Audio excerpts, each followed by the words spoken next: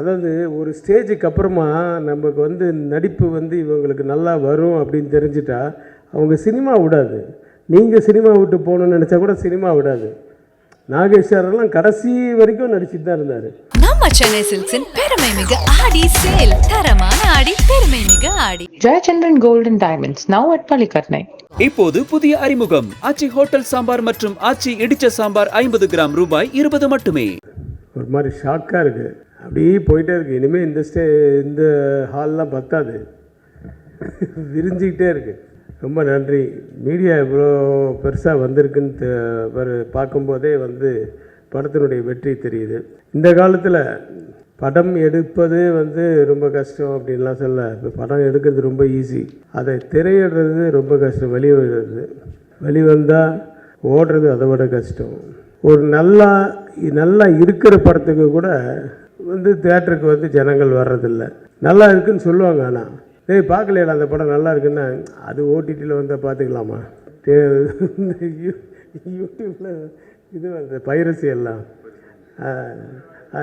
தமிழ் ராக்கர்ஸில் பார்த்துக்கலாம், அப்புறம் டெலிகிராமில் டவுன்லோட் பண்ணி பார்த்துக்கலாமா. இப்படி தான் இருக்காங்க ஜனங்க. இல்லை பெரிய ஹீரோஸ் அப்படின்னா அவங்களுடைய ஹீரோஸ் அப்படிங்கிறதுக்காக அதை போய் பார்த்து என்ஜாய் பண்ணுறதுக்கு அதுக்காக போகிறது. அதை மீறி வந்து ஒரு படம் ஓடுது அப்படின்னா அதை வந்து பெரிய டாப் ஸ்டார், இன்றைக்கி வந்து பெரிய மார்க்கெட்டில் இருக்கிற ஹீரோஸாக இருந்தால் தான் அந்த அளவுக்கு கூட்டம் வரும். அதுக்கப்புறமா கொஞ்சம் எக்ஸ்டெண்ட் ஆகும். அதை மீறி போகுதுன்னா ரொம்ப பர்சன்டேஜ் வந்து ரொம்ப கம்மி. அப்படி இந்த படம் அதை மீறி ரிவ்யூஸ் மட்டும் இல்லை, பத்திரிகையாளர்களுக்கு ரொம்ப நன்றி. யாருமே தப்பாகவே சொல்லலை இந்த படத்தை பற்றி. எல்லா ரிவ்யூஸும் பார்த்தேன், ஆல்மோஸ்ட் எல்லாம் நல்லா சொல்லியிருந்தாங்க. அதை மீறி இந்த படம் நல்லா வெற்றி சொல்லப்படுது. இப்போ சிம்ரன் அவங்க ஹஸ்பண்டும் நேற்று நைட்டு தான் பிவிஆரில் படம் பார்த்தாங்கன்னு சொன்னாங்க. டிக்கெட்டு முதல்ல வந்து ஒரு 60% தான் இருந்துச்சு. சரி பார்த்துட்டு நிதானமாக போகலான்னு நான் 10 மணிக்கு தான் ஷோன்னு சொல்லிட்டு 9:50 போகிற ஃபுல்லாகிடுச்சு. 2 சீட்டு தான் வேக்கன்சி இருந்தது. அது என்னன்னு பார்த்தா அது வந்து அந்த மாற்றுத்திறனாளிகள் சீட்டாம், அதுதான் வேக்கண்ட்டாக இருந்ததுன்னு. ஸோ ஒரு தேர்ஸ்டே நைட் ஷோ வந்து 8:30 ஷோவா பிவிஆர். ஸோ அதெல்லாம் வந்து தட் இஸ் மிகப்பெரிய வெற்றி படம் தான் அது. அதனால் சக்ஸஸ் மீட்டு கொண்டாடுறது நியாயமான வெற்றி. ஏன்னா நிறைய பேர் தட் இஸ் வெரி இம்பார்ட்டண்ட். ஏன்னா நான் கூட இட்லிஸ்ட்டுக்கு வந்து சக்ஸஸ் மீட் கொண்டாடலான்னு நினச்சேன். நான் அது பொய்ன்னு தெரிஞ்சிடும். அதனால் இது வந்து அது மாதிரிலாம் தெரியாது. உண்மையான வெற்றின்றது எல்லாருக்கும் தெரியும். ரொம்ப சந்தோஷமாக இருக்குது. அப்படி ஒரு வெற்றி சந்திப்பில் என்னையும் அழைத்ததற்கு நன்றி சார், தியாகராஜன் சார். நான் என்னோடய ஆஃபீஸில் வந்து concentration is the only secret of சக்ஸஸ்ன்னு ஒரு போர்டு எழுதி வச்சுருப்பேன். அது எதுவாக இருந்தாலும். ஸோ அதுதான் இங்கே வெற்றி பெற்றிருக்கு. தியாகராஜன் சார் வந்து இப்போ பார்க்குற தியாகராஜன் சாரில் செட்டில் இருக்கும்போது அவர் சிரிப்பே வேறு மாதிரி இருக்கும். சிரிப்பார் நம்மளை பார்த்த உடனே. ஆனால் உள்ளுக்குள்ளே மைண்டில் வந்து அடுத்த ஷாட் என்ன, இந்த ஆர்டிஸ்ட் வந்துட்டாங்களா, அந்த ஆர்டிஸ்ட் எப்போ அனுப்பணும், அது இல்லாமல் இவங்களுக்கு செட்டில் பண்ணியாச்சா, அவங்களுக்கு எவ்வளோ கொடுக்கணும், அடுத்தது இந்த செட்டு ரெடி ஆகிடுச்சா, காஸ்டியூம்ஸ் ரெடி ஆகிடுச்சா, இதெல்லாம் மைண்டில் ஓடிட்டுருக்கோம் ஒரு டைரக்டருக்கு. இதை மீறி ஒரு சிரிக்கும்போது எப்படி உண்மையாக சிரிக்க முடியாது இல்லையா, அப்படி தான் இருப்பார். ஸோ கான்சன்ட்ரேஷன் வந்து ஃபுல்லாக அந்த டைரெக்ஷனில் இருக்கும். ஸோ ஒவ்வொரு ஷார்ட்லேயுமே வந்து அது வந்து நல்லா இருந்தால் வந்து உடனே அப்ரிஷியேட் பண்ணுவார். சூப்பர் சார் சார் வேணா ஒன்று மோர் எடுத்துக்கலாம், இல்லை ரொம்ப நல்லா இருந்தது அப்படின்வார். அப்புறம் குறை இருந்ததுன்னா இல்லை 1 more சார் அப்படின்வார். அதெல்லாம் யார் அப்படின்லாம் பார்க்க மாட்டார். மற்றபடி என்ன மாதிரியெல்லாம் அவர் சத்தமெல்லாம் போட மாட்டார் செட்டில். ரொம்ப சாஃப்ட்டு தான், வந்து சைலண்டாக. ஆனால் அவர் வரும்போது டக்குன்னு நாங்கள் எல்லோரும் பேசியிருந்தா கூட சைலண்ட் ஆகிடுவோம். முக்கியமாக பிரசாந்த் சைலண்ட் ஆகிடுவார். அதனால் வந்து அங்கே வந்து அவர் டைரக்டராக தான் பார்ப்பார். ஸோ அப்படி அந்த கான்சன்ட்ரேஷன் பிரசாந்த் கூட அந்த நடிப்புலலாம் வந்து ஆக்சுவலாக நானும் என் ஒய்ஃபும் வந்து இந்த படம் பார்த்தோம். என் ஒய்ஃப் சொல்கிறாங்க, பிரசாந்த் என்ன ஒரு மெச்சூரிட்டி லெவல் வந்துச்சுங்க அப்படின்றாங்க. தட் இட்ஸ் அதாவது அப்போ யூத்தில் வந்து எல்லாருக்குமே எல்லாமே தெரியுன்றது அர்த்தம் இல்லையே. ஸோ அந்த கண்ணு தெரியாத நடிக்கிறது வந்து முதல்லையே உண்மையாக இருக்கணும். ஆனால் அதுக்கப்புறம் அது பொய், அது தெரிஞ்சதுக்கப்புறமா ஒரு பெர்ஃபார்மன்ஸ் இருக்குது. கண்ணு தெரியாத மாதிரி நடிக்கணும், பட் ஆடியன்ஸுக்கு தெரியும் கண்ணு தெரியும் அப்படின்ட்டு. அது அப்புறம் உண்மையாகவே கண்ணு போனதுக்கப்புறம் எப்படி நடிக்கணும், எவ்வளோ விஷயங்கள் அந்த இதெல்லாமே வந்து கொஞ்சம் ஒரு லெவல் மேலே போச்சுனாவே ஓவர் ஆக்டிங் ஆகிடும். ரொம்ப டவுனாகவும் போகக்கூடாது. அந்த மீட்ரு வந்து அழகாக மெயின்டைன் பண்ணியிருந்தார். பிரசாந்துக்கு என்னுடைய வாழ்த்துக்கள். மேலும் பல படங்களை பண்ணணும், மிகப்பெரிய வளம் வரணும் அப்படின்றது நான் வேண்டிக்கிறேன். சிம்ரன் வந்து கொண்டாட்டம் தான் எனக்கு ஞாபகம் வந்தது. முதல்ல அவங்க கொண்டாட்டம் பண்ணுறதுக்கு ஆக்சுவலாக வந்து அதுக்கு முன்னாடியே ஒரு படம் வந்து இப்போ தர்ம சக்கரம்னு நினைக்கிறேன், அதுக்காக வந்து நான் அவங்கள பார்த்தேன் பாம்பேயில். அதுக்கப்புறம் அதை விசாரிச்சு அப்புறம் கொண்டாட்டமில் அர்ஜுன் படம். ஆக்சுவலாக ராமோஜி ஃபிலிம் சிட்டியில் எடுத்த முதல் தமிழ் படம் கொண்டாட்டம் தான்.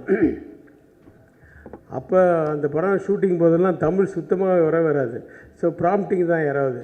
ஸோ ப்ராம்ப்டிங்கும் போது, சார் நீங்கள் ப்ராம்ப்டிங் பண்ணுங்கள் சார், நீங்கள் ப்ராம்ப்ட் பண்ணுங்கள் அப்படின்வாங்க. சரி, நான் இதுக்காக நான் டைலாகை மைஹார்ட் பண்ணிக்கிட்டு நான் சொல்லுவேன். எனக்கு வந்து நான் ஏதாவது பேசும்போது கையெல்லாம் அப்படியெல்லாம் அந்த ஆக்ஷன்லாம் வந்து நேச்சுரலாக வரும் இல்லையா. அந்த மாதிரி உனக்கு இந்த வீடு பெருசுன்னா, உனக்கு அந்த இது பெருசுன்னா, அது தாத்தா அது பெருசுன்னா, அதுக்காக நான் டைலாக் மறந்துட்டேன்னா நான் இங்கே இருக்கேன்னா அவங்க அங்கே இருப்பாங்க, நான் ட்ராலி கூட போவேன். ஆனால் நான் இப்படி கை இப்படி நிறுத்திட்டு அதே மாதிரி பேசுவாங்க, நான் கை நிறுத்திட்டு அவங்களும் அதே மாதிரி கை நிறுத்திட்டு சார் அப்படின்னு. இல்லை நான் டைலாக் மறந்துட்டேன், கட் அப்படின்னு. அதுக்கப்புறம் அதே மாதிரி. ஸோ அந்த பாடி லாங்குவேஜ் கொண்டு, ஆனால் அவங்க இங்கே தான் பார்க்கணும், ஆனால் இங்கே என்ன நடக்குதுன்றது பார்ப்பாங்க. ஸோ ஐ வந்து அதையும் பார்க்கும், அந்த பாடி லாங்குவேஜ் அதே மாதிரி பார்த்து அதையும் ப்ராம்ப்டிங்கில் அதையும் யூஸ் பண்ணிப்பாங்க. அப்படிப்பட்டவங்க இன்றைக்கி வந்து பேசிட்டு வந்து கேட்குறாங்க, எப்படி பரவாயில்லையா சார் இப்போ என் தமிழ் அப்படின்னு. அது அந்த ஒரு 2 படத்துலேயே நட்புக்காகலேயே நல்லா பேச ஆரம்பிச்சிட்டாங்க. அப்புறம் பஞ்சதந்திரம் கேட்கவே வேணாம், அது வந்து ரொம்ப நல்லா பண்ணாங்க. அப்புறம் ஒரு தெலுங்கு படம் வேறு பண்ணோம், பாவா நச்சாடு. இல்லை பாவா நச்சாடு, நாகார்ஜுனா. ஸோ தெலுங்கு தமிழ்லாம் இப்போ பின்னுறாங்க. 29 வருஷம்தான் ஆச்சா நீங்கள் வந்து? இன்னும் நீங்கள் இன்னும் 30 வருஷம் வேண்டிகிட்டு இருக்கீங்க. அதாவது ஒரு ஸ்டேஜுக்கு அப்புறமா நமக்கு வந்து நடிப்பு வந்து இவங்களுக்கு நல்லா வரும் அப்படின்னு தெரிஞ்சிட்டா அவங்க சினிமா விடாது. நீங்கள் சினிமா விட்டு போகணுன்னு நினச்சா கூட சினிமா விடாது. நாகேஸ்வரெல்லாம் கடைசி வரைக்கும் நடிச்சுட்டு தான் இருந்தார். தசாவதாரம் தான் அவருடைய கடைசி படம். அப்போ நடக்கிறதுக்கே பயப்படுவார், ஏன்னா அப்போ அவருக்கு கண் பார்வை கொஞ்சம் குறைஞ்சிருச்சு. அதனால தான் கொஞ்சம் ஸ்லோவாக ஆகிட்டாரே தவிர, மற்றபடி டைலாக் டெலிவரி அது இதெல்லாம் வந்து அப்பவும் தசாவதாரத்தில் ஒரு பெரிய இது என்னென்ன, எல்லாம் நானும் கமல் சார் எல்லாம் லைனாக உட்காந்து சாப்பிட்டுருக்கோம் டேபிளில். அவர் வெஜிடேரியன், அதெல்லாம் கை கழுவிட்டு இப்படி போனார். கமல் சார் வந்து சிக்கனை வந்து 2 ஃபோர்க்கில் அப்படி பண்ணிகிட்டு இருந்தார். போயிட்டு இன்னும் சாகலை சிக்கன் இன்னுமா சாகலை அப்படின்ட்டு போகிறார். ஸோ அந்த வயசுலேயும் அப்போது வந்து அந்த ஜோக்கு அதெல்லாம் மறக்க முடியாது. ஸோ சினிமா நம்மளை விடாது, நீங்கள் கவலையே படாதீங்க. நம்ம இருக்கிற வரைக்கும் சினிமா நம்மளை விடாது. நானும் அந்த கேட்டகரி தான் நினைக்கிறேன், பார்ப்போம்.